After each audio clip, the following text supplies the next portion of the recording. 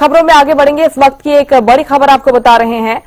हरियाणा में राज्यसभा चुनाव को लेकर सरगर्मी तेज हो गई है। आज नामांकन वापसी का आखिरी दिन है और हरियाणा में राज्यसभा चुनाव को लेकर सरगर्मी तेज हो गई है नामांकन वापसी का, क्योंकि आज अंतिम दिन है। 3 उम्मीदवार सामने आए हैं।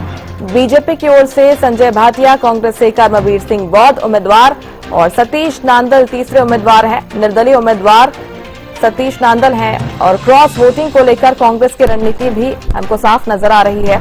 अपने विधायकों को अलग अलग राज्यों में शिफ्ट करने की तैयारी कर रही है कांग्रेस पार्टी। आज नामांकन वापसी का अंतिम दिन है।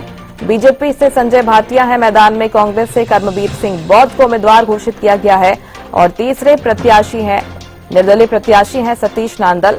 आज नामांकन वापसी का आखिरी दिन है। 3 नामांकन राज्यसभा चुनाव के लिए भरे गए हैं और कांग्रेस की रणनीति भी आप देखिए, क्योंकि क्रॉस वोटिंग का डर कहीं न कहीं कांग्रेस को भी सता रहा है।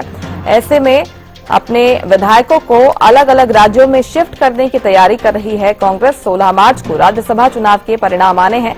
इसी दिन वोटिंग होगी और इसी दिन परिणाम भी सबके सामने आ जाएंगे।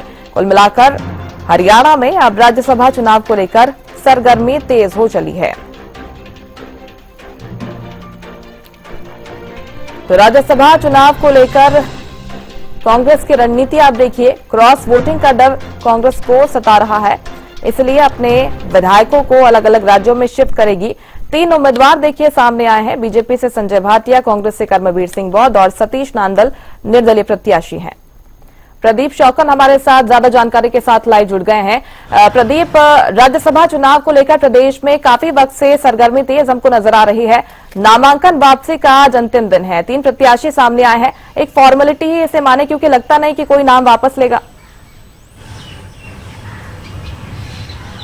बिल्कुल, आपने ठीक कहा कि जिस प्रकार से आज राज्यसभा चुनाव को लेकर बड़ी खबर सामने आ रही है, जिस प्रकार से आज नामांकन वापस लेने का आखिरी दिन है और बिल्कुल किसी भी प्रकार से समीकरण दिखाई नहीं दे रहे हैं कि कोई भी कैंडिडेट अपना जो है कह सकते हैं कि नामांकन वापस लेगा, क्योंकि भाजपा से संजय भाटिया, कांग्रेस से कर्मवीर बौद्ध और निर्दलीय सतीश नांदल के बीच जो है मुकाबला दिखाई दे रहा है। और वहीं जिस प्रकार से भारतीय जनता पार्टी भी दावा पेश कर रही है कि उनका जो कैंडिडेट है वो पूर्ण बहुमत के साथ जीतेगा, क्योंकि जिस प्रकार से 31 वोटों की जरूरत है और ऐसे में उनके पास पूर्ण बहुमत से भी ज्यादा वोट है।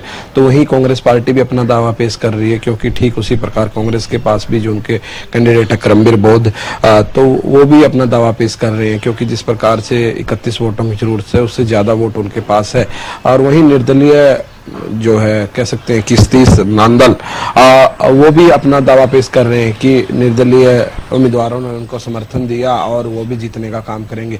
तो ऐसे में बिल्कुल कह सकते हैं कि तीनों प्रत्याशी अपनी अपनी ताल ठोकने का काम कर रहे हैं।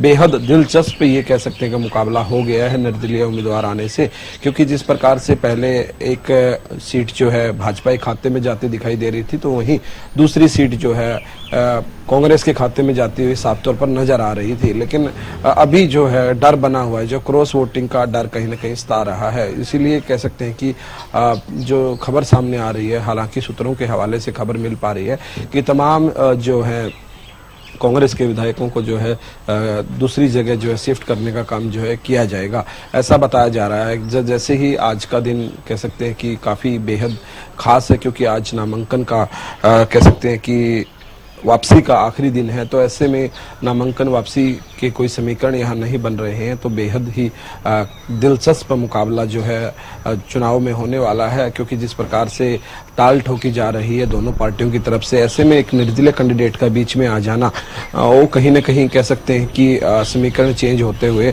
दिखाई दे रहे हैं। तो ऐसे में कयास लगाए जा रहे हैं कि सतीश नांदल भी अपना जो है पूरा कह सकते हैं कि पुरजोर अपना कह सकते हैं कि दमखम दिखाने के लिए जो है मैदान में सीधे तौर पर उतर गए हैं। तो कहीं ना कहीं अब की बार जो है कह सकते हैं कि समीकरण बदलने के आसार जो हैं दिखाई दे रहे हैं, जिसके चलते कह सकते हैं कि हलचल जो है वो ज़्यादा तेज हो गई है। और देखा जाए तो कह सकते हैं कि खासतौर पर आज नामांकन का वापसी लेने का आखिरी दिन है, तो आज देखने वाली बड़ी बात रहेगी कि कौन सा कैंडिडेट अपना जो नामांकन वापस लेता है। हालांकि कोई चांसेस दिखाई नहीं दे रहे हैं, क्योंकि भारतीय जनता पार्टी की तरफ से कह सकते हैं कि संजय भाटिया हैं कांग्रेस की तरफ से, करमवीर बौद्ध है, वो पार्टी की जिम्मेवारी के हिसाब से दोनों कैंडिडेट हैं। वहीं निर्दलीय उम्मीदवार सतीश नांदल है पहुंचे हैं। जिस प्रकार से उन्होंने ताल ठोकी है तो लगता नहीं है कि वो भी अपना नामांकन वापस लेंगे। तो ऐसे में कह सकते हैं कि बेहद दिलचस्प ये जो है चुनाव रहने वाला है और देखने वाली बात रहेगी कि आखिर इसके अंदर क्या कुछ जो है निकल कर आता है। सभी की निगाहें टिकी हुई हैं आखिर किस प्रकार का ये चुनाव होगा।